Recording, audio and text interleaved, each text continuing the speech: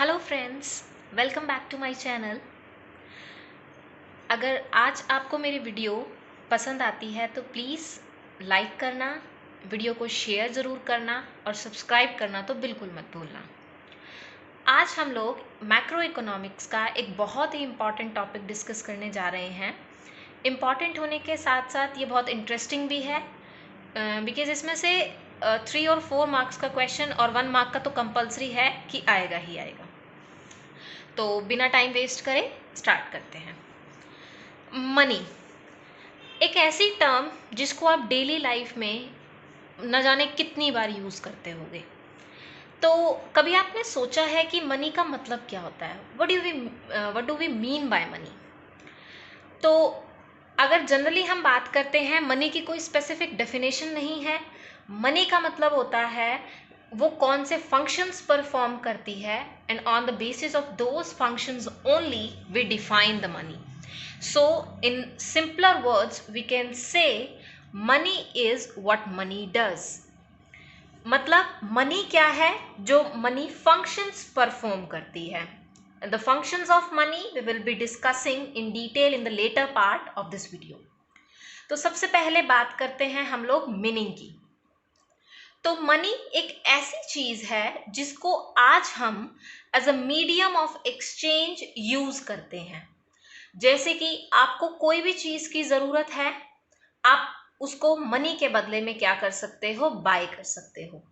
For example India है. India की जो करेंसी है वो रुपी की टर्म्स में एक्सप्लेन की जाती है.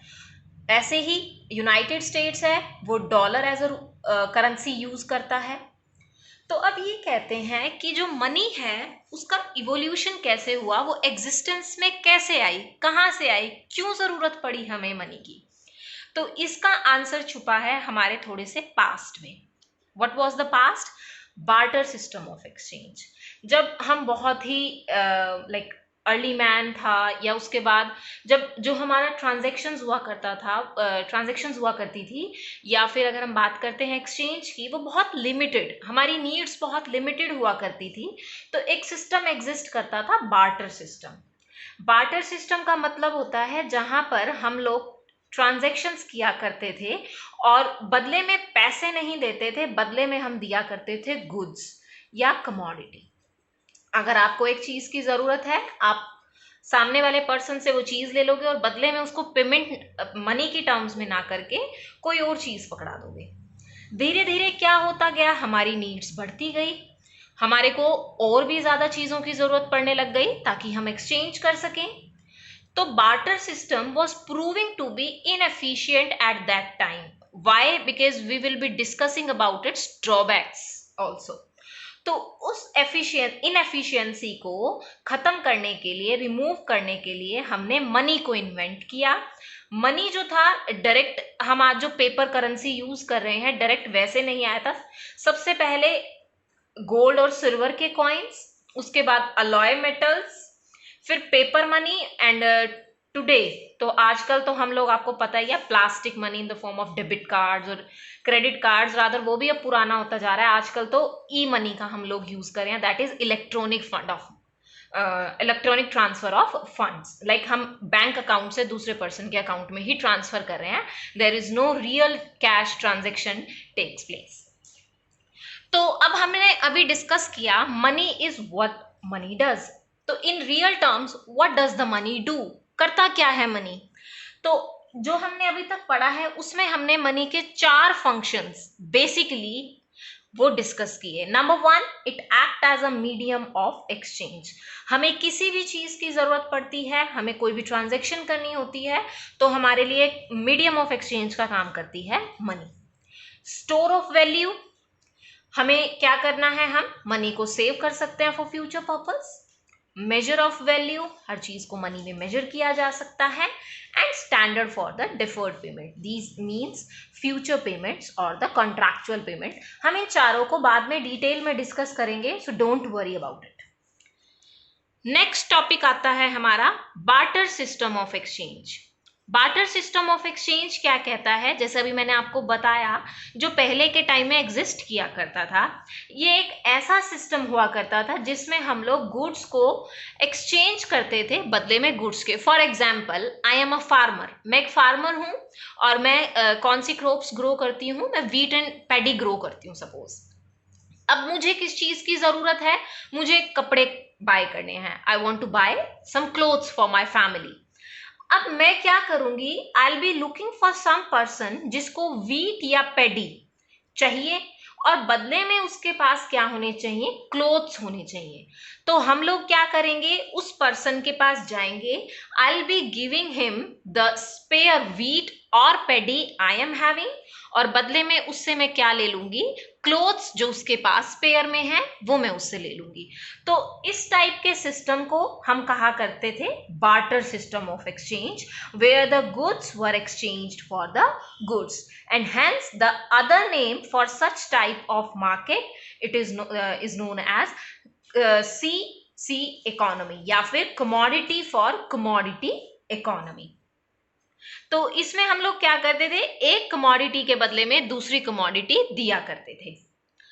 नाउ लेट्स डिस्कस अबाउट कि बार्टर सिस्टम जो था वो खत्म क्यों हो गया, या क्यों हमें मनी की जरूरत पड़ी, या what were the drawbacks of barter system of exchange, और कैसे मनी ने उन लिमिटेशंस को ओवरकम किया और as a medium of exchange जो है वो इवोल्व हुआ।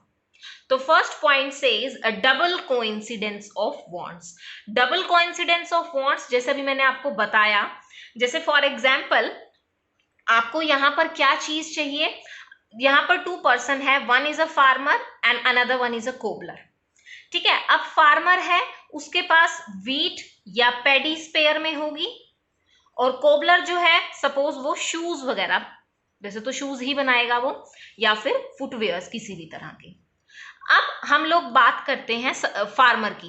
अब फार्मर है, उसको फुटवेयर्स चाहिए, और जो कोबलर है उसको सपोज राइस, उसको पल्सेस चाहिए।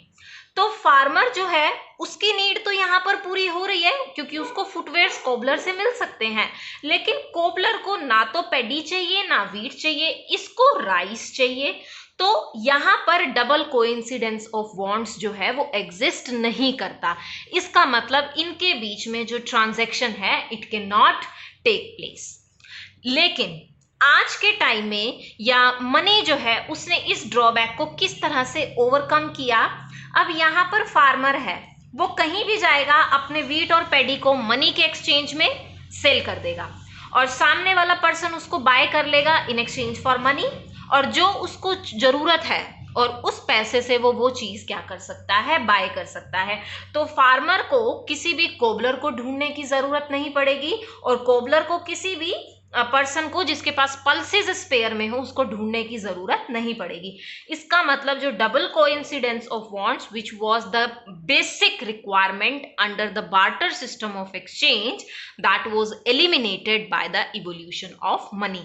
मनी ने क्या करके इवोल्व होके has separated the act of sale and purchase. हमने अभी देखा डबल कोइंसिडेंस ऑफ वांट्स या बार्टर सिस्टम में जो सेल और परचेज वो एक ही स्पॉट पर होती थी। जैसे यहां पर फार्मर क्या करेगा, वो इससे शूज या फुटवेयर्स बाय करेगा, सिमिलरली इसको व्हीट या पैडी या पल्सेस जो भी इसको चाहिए वो इसको सेल करेगा।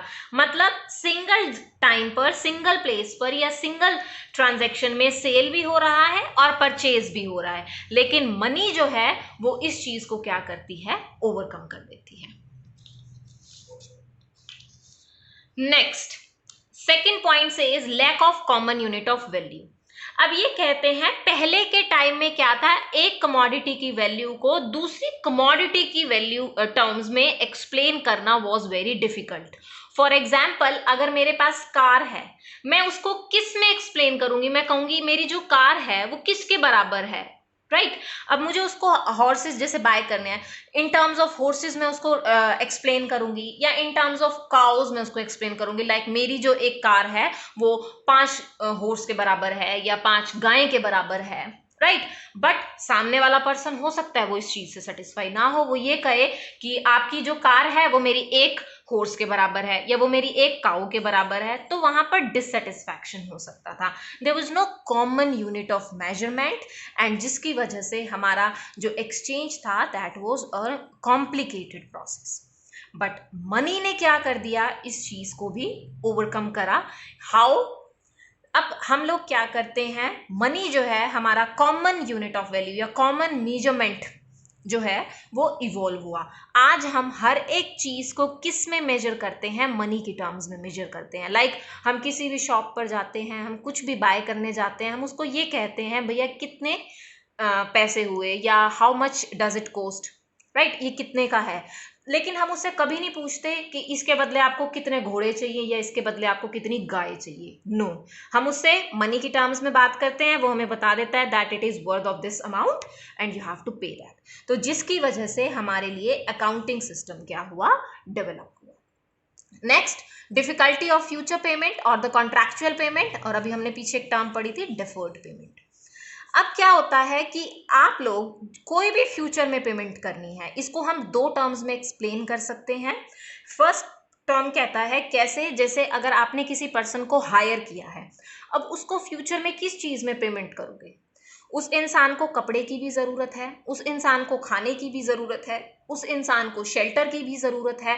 तो आप क्या कहोगे, आप उसको ये कहोगे एक महीने मेरे से गेहूं ले ले, एक महीने मेरे से चावल ले लेना, अगले महीने मेरे से जूते ले लेना। नो, ऐसा तो हो नहीं सकता।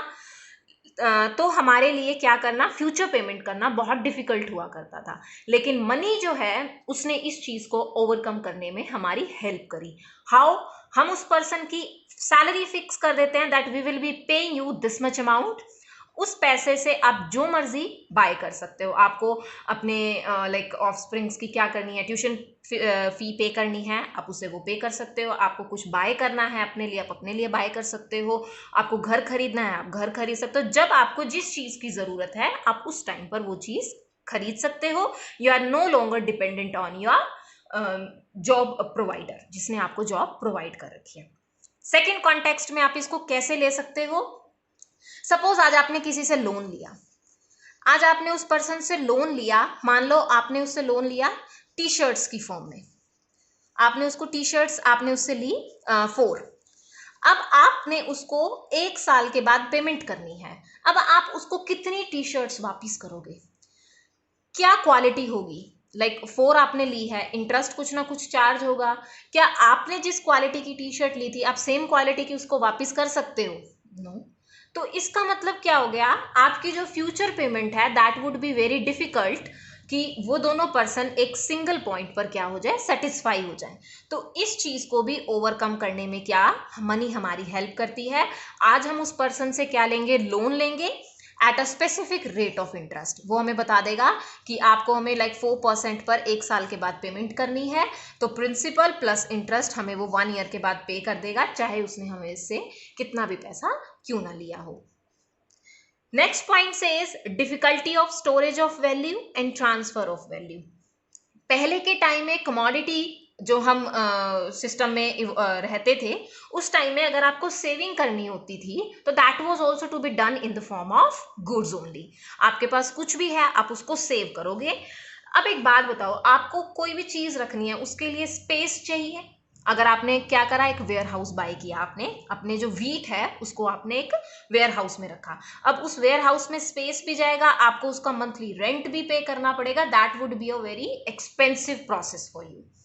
ठीक है। सिमिलरली हमारे को नुकसान होने के भी चांसेस हैं। क्या हो सकता है, 1 महीने बाद बाढ़ आ जाए, वहां पर फ्लड आ जाए और जिसकी वजह से मेरा गेहूं जो है, व्हीट है मेरा, सारा का सारा खराब हो जाएगा। तो प्रॉब्लमेटिक है ये भी। सिमिलरली अगर मान लो मुझे यहां से कहीं और शिफ्ट होना है, मुझे किसी दूसरी स्टेट में जाना है, मुझे किसी दूसरी कंट्री में जाना है, how will I be transferring my goods from one place to another. मैं उसको कैसे वापिस वहां से, अब व्हीट है उसको चलो मैं अपने स्टेट से दूसरी स्टेट में भी लेके जा सकती हूँ, एक कंट्री से दूसरी कंट्री तो मैं लेके ही नहीं जा सकती। क्या करूंगी मैं, that would also be a difficult process. लेकिन मनी जो है उसने इस प्रॉब्लम को सॉल्व करने में हमारी हेल्प करी है। आज हम क्या कर सकते हैं, हर एक चीज को मनी की फॉर्म में स्टोर भी कर सकते हैं, जिसको स्पेस भी कम चाहिए। सेकेंड, अगर मैं बैंक में डालती हूँ वो पैसा तो मुझे उसके ऊपर इंटरेस्ट मिल जाएगा, अगर मैं कहीं और मार्केट में इन्वेस्ट करती हूँ उसको तो मुझे उसके ऊपर डिविडेंड इंटरेस्ट किसी भी फॉर्म में पेमेंट मिल जाएगी। और अगर मैं बाहर जा रही हूँ तो मैं उसको इजीली ट्रांसफर कर सकती हूँ। क्यों? क्योंकि आपको पता है अकाउंट में पैसा डाला, आजकल तो कोर बैंकिंग सॉल्यूशन होता है, आप यहाँ का अकाउंट कहीं और भी क्या कर सकते हो, मेंटेन कर सकते हो। तो जिसकी वजह से क्या हो गया, मनी ने हमारी इस प्रॉब्लम को क्या कर दिया, इजीली सॉल्व कर दिया। And the last point says is divisibility of the value. अब ये कहते हैं कि जो बार्टर सिस्टम ऑफ एक्सचेंज था वो हमारे लिए डिविजिबिलिटी भी क्या करता था, एक प्रॉब्लम खड़ी करता था। जैसे आपको शूज चाहिए, सामने वाला पर्सन आपको पेमेंट करने के लिए रेडी है इन टर्म्स ऑफ हॉर्सेस। अब आपको एक पेयर ऑफ शूज के लिए कितने हॉर्स देगा, वो आपको सिर्फ हॉर्स की लेग्स तो दे नहीं सकता, राइट? और आपको एक से ज्यादा शूज की जरूरत ही नहीं है। तो मनी ने हमारी इस प्रॉब्लम को भी सॉल्व किया है। आप क्या करोगे, शूज की वैल्यू को आपने मनी की टर्म्स में मेजर कर लिया, उस मनी से आपको 1 पेयर चाहिए, 2 पेयर चाहिए, आप जितने भी पेयर चाहिए you can buy from that. आपको हॉर्स को सेपरेट सेपरेट पार्ट्स में डिवाइड करने की जरूरत नहीं है। Next topic is forms of money. Money की जो फॉर्म्स हैं वो अलग अलग हैं, आपके जो सिलेबस में हैं हम सिर्फ वहीं डिस्कस करेंगे। The first form of money से is the fiat money. Fiat money कौन सी मनी होती है, ये आपने एक वर्ड सुना होगा, लीगल टेंडर। लीगल टेंडर का मतलब क्या है कि इसके पास, इसके ऊपर कोई ना कोई लीगल अथॉरिटी है इसको इशू करने वाली। तो the money which is issued by the order या अथॉरिटी ऑफ द गवर्नमेंट, आप उसको बोलते हो fiat money. And the people they are legally bound to accept the money which is issued in the form of fiat money. जैसे कि अब आपको, हम लोग आज हैं, हम आपको कागज लाइक 500 है, एक कागज है उसके ऊपर 500 रुपये लिख देने से उसकी वैल्यू क्यों बनी वो 500? क्यों? क्योंकि उसको गवर्नमेंट ने क्या कर रखा है, ऑथराइज कर रखा है कि उस पेपर की वैल्यू जो है वह 500 रुपये है, और आप उससे लाइक 500 रुपीज की गुड्स को क्या कर सकते हो, बाय कर सकते हो। Notes and coins are the example of fiat money. Why? Because these are issued by the authority or the order of government. Second form says fiduciary money. Fiduciary money कौन सी मनी होती है? That these are not issued by the government or any central authority. Rather, this money evolved because of the trust between the payer and the payee. Right?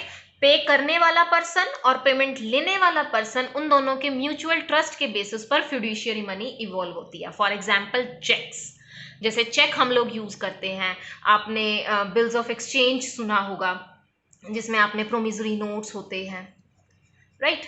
वो bills of exchange, these all are fiduciary money. Why? क्योंकि इसको government issue नहीं करती है, ये कौन issue करता है, पेयर और पेई के आपस में इंटरेस्ट के बेसिस पर हम इसको क्या मानते हैं, मनी मानते हैं।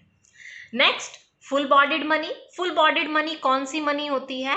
जहां पर मनी की वैल्यू बराबर होती है कमोडिटी वैल्यू से। फॉर एग्जाम्पल, जैसे आपने देखे होंगे कॉइन्स, कॉइन्स जो है वो बने होते हैं सिल्वर के, राइट? अब जो सिल्वर उसमें लगा है और जो 1 रुपया उसके ऊपर लिखा हुआ है, ये जो वैल्यू है इसको बोलते हैं मनी वैल्यू, और जो मैंने चीज इसके अंदर यूज करी है, ये मेटल जो यूज करा है, इसको बोलते हैं कमोडिटी वैल्यू। अब फुल बॉडीड मनी कौन सी होती है? जहां पर ये दोनों बराबर हो, मतलब money value of this coin and the silver which is use to make this coin, वो दोनों बराबर हैं, उसको बोलते हैं full bodied money. The silver coins which were use during the British period, they are known as full bodied money. लेकिन credit money, credit money कौन सी होती है? जहां पर ये मनी वैल्यू जो है, that is 1 rupee which is written या printed on this coin, is greater than the commodity value. अगर ये वैल्यू कमोडिटी से ज्यादा है तो उसको बोलते हैं क्रेडिट मनी। याद रखना, ये वैल्यू कभी कम नहीं हो सकती। क्यों? क्योंकि अगर कमोडिटी वैल्यू ज्यादा हो गई तो लोग क्या करेंगे, जो वो सिल्वर है उसको मेल्ट करके अपने पास स्टोर करके रख लेंगे, इससे क्या हो जाएगा, गवर्नमेंट को नुकसान होगा। एंड दैट इज वाई कभी भी कमोडिटी वैल्यू ग्रेटर नहीं हो सकती मनी वैल्यू की। मनी वैल्यू जो है वो ज्यादा होगी कमोडिटी वैल्यू से। Okay, next topic is supply of money. अभी आपने देखा मनी जो है एक पर्सन होता है जो उसको डिमांड करता है, जैसे कि वी पीपल, और दूसरा पर्सन होता है जो इसको सप्लाई करता है। अब हम बात करते हैं सप्लाई ऑफ मनी। अब what do you mean by supply of money? सबसे पहले याद रखना, मनी जो है वो स्टॉक कॉन्सेप्ट होता है। स्टॉक का मतलब होता है which is measured at a particular point of time. आज के टाइम में मेरे पास कितना पैसा है, that is known as stock of money. तो स्टॉक ऑफ मनी हर तरह का, of all types, whether it is coin, paper notes, किसी भी तरह की मेरी डिपॉजिट्स हैं, उनको हम क्या बोलते हैं? Stock of money. एंड याद रखना हमेशा, the word which is to be used here is people. लोगों के पास या एक कंट्री के सिटीजन्स के पास एक पर्टिकुलर पॉइंट ऑफ टाइम के ऊपर जितना भी स्टॉक ऑफ मनी होगा उसको बोला जाएगा उस इकोनॉमी की सप्लाई ऑफ मनी। इसमें money held by the government and money held by the banking system, that is central bank as well as commercial banks, उनके पास जो भी पैसा है उसको हम लोग काउंट नहीं करेंगे। क्यों? Because these people are the suppliers of money. Government के पास तो बहुत सारा, उसके पास तो अथॉरिटी है, वो क्या कर सकती है? मनी को कभी भी सप्लाई कर सकती है, इशू कर सकती है। सिमिलरली कमर्शियल बैंक्स हैं, वो भी क्या कर सकते हैं? क्रेडिट क्रिएट करते हैं, लेकिन किस पैसे से? जो हमने उनके पास डिपॉजिट करा रखा है। तो in real terms the money which is held by the people of a country, that is to be included in the supply of money, not by the currency or money held by the government or the banking system of a country। उसको हम क्या नहीं करेंगे? supply of money में include नहीं करेंगे। Measures of money supply. Measures of money supply में हम मनी सप्लाई को किस तरह से मेजर करते हैं, क्या क्या कंपोनेंट्स होते हैं मनी सप्लाई के? इसके 4 ऑल्टरनेटिव कंपोनेंट्स होते हैं। आपके सिलेबस में सिर्फ एक है and we will be discussing that in detail only. Okay, M1 का मतलब होता है C DD प्लस OD। अब यहाँ पर C का मतलब क्या होता है? Currency. Currency means which is held by the public और पीपल ऑफ अ कंट्री। अभी मैंने आपको बताया वो किस फॉर्म में होती है, वो होगी कॉइन्स की फॉर्म में, पेपर नोट्स की फॉर्म में। डीडी इन्हीं लोगों का पैसा जो इन्होंने कमर्शियल बैंक्स में डिपॉजिट करा रखा है। एंड याद रखना ये पैसा होता है चेकेबल डिपॉजिट्स, मतलब इसके बदले में क्या कर सकती हूँ? चेक इशू कर सकती हूँ और वो लोग बैंक क्या करेंगे? पेमेंट करेंगे मेरे बिहाफ पर जब भी मुझे जरूरत पड़ेगी। That is why these are known as demand deposits. Why? Because they can be demanded whenever need arises. जब भी मुझे इसकी जरूरत पड़ेगी तो मुझे बैंक क्या करेगा? वो प्रोवाइड करेगा। And the third, other deposits. Other deposits में क्या आएंगी? 3 चीजें आएंगी। Always remember the word which are to be used, RBI and RBI। RBI के पास डिमांड डिपॉजिट्स, RBI के पास डिमांड डिपॉजिट्स किसकी? नंबर 1, पब्लिक फाइनेंशियल इंस्टीट्यूशन, जैसे हमारे कंट्री में नाबार्ड है, ठीक है, सिड भी है, small industrial development bank of India. इनके पास क्या होता है? पैसा होता है और ये आगे क्या करते हैं? बैंक्स को ट्रांसफर करते हैं। तो इनकी डिमांड डिपॉजिट्स RBI के पास है। सिमिलरली फॉरेन सेंट्रल बैंक्स की और फॉरेन गवर्नमेंट की डिमांड डिपॉजिट्स RBI के पास है। And third, demand deposits of international financial institutions like IMF, international monetary fund. मतलब इनकी demand deposits public financial institutions की, फॉरेन में बात करते हैं कंट्रीज की, फॉरेन गवर्नमेंट या फॉरेन सेंट्रल बैंक्स की, और तीसरी हम बात करते हैं international financial institutions like IMF है, वर्ल्ड बैंक है। इन तीनों की डिमांड डिपॉजिट्स जो हमारी RBI के पास है उसको हम अदर डिपॉजिट्स में काउंट करेंगे। ये तीनों मिलकर ही क्या बनाती है? हमारी मनी सप्लाई बनाती है, और इसमें हम मनी सप्लाई के कंपोनेंट को या मेजर्स को बोलते हैं। उसके बाद अभी मैंने एक टर्म यूज करी थी डिमांड डिपॉजिट्स, और एक आपने टर्म सुनी होगी term deposits. Let us do the difference between these two. सबसे पहले टर्म, नाम से ही पता चल रहा है एक स्पेसिफिक टाइम की बात कर रहा है, लेकिन जो डिमांड है वो स्पेसिफिक टाइम की बात नहीं करता है। अभी जैसे मैंने आपको बताया डिमांड डिपॉजिट्स में क्या होता है? हमारा पैसा है, हम जब चाहे विड्रॉ कर सकते हैं। लेकिन टर्म डिपॉजिट्स में जब तक वो टाइम पूरा नहीं हो जाता तब तक डिपॉजिटर्स अपने पैसे को विड्रॉ नहीं कर सकते। These are the checkable deposits. It means कि जो चेक है they can be issued against these deposits. इसके बदले में क्या कर सकती हूँ, चेक इशू कर सकती हूँ, लेकिन यहाँ पर चेक इशू नहीं किए जा सकते। फॉर एग्जाम्पल हमारी FD, हम लोग फिक्स डिपॉजिट्स कराते हैं। फिक्स डिपॉजिट्स का मतलब यह फिक्स हो गई है कितने टर्म पीरियड के लिए, 2 साल के लिए, 3 साल के लिए, and before that I can not use that amount.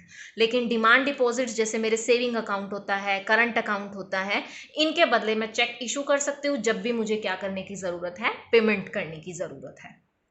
Okay, इसके ऊपर रेट ऑफ इंटरेस्ट थोड़ा हायर होता है और यहां पर रेट ऑफ इंटरेस्ट थोड़ा कम होता है, और करंट अकाउंट के ऊपर कोई इंटरेस्ट नहीं मिलता है। क्यों? क्योंकि इसमें ट्रांजैक्शंस लिमिटेड होती हैं। इसमें ये बेसिकली जो करंट अकाउंट है वो बिजनेस पर्संस ओपन करते हैं। And the last topic, suppliers of money. अभी हम लोगों ने बात करी कि हमारी जो मनी सप्लाई के मेजर्स को हमने काउंट करा, किन किन चीज़ों को हम लोग मनी सप्लाई में काउंट करते हैं। Now let us talk about who are the suppliers of money. Basically 3 आपको याद रखने हैं पर्सन जो हमारी इकोनॉमी में मनी को प्रोवाइड कराते हैं। नंबर 1 किसी भी इकोनॉमी का सेंट्रल बैंक, नंबर 2 उस कंट्री की government, and number 3 commercial banks. अब सेंट्रल बैंक है हमारी कंट्री में, that is RBI that is reserve bank of India.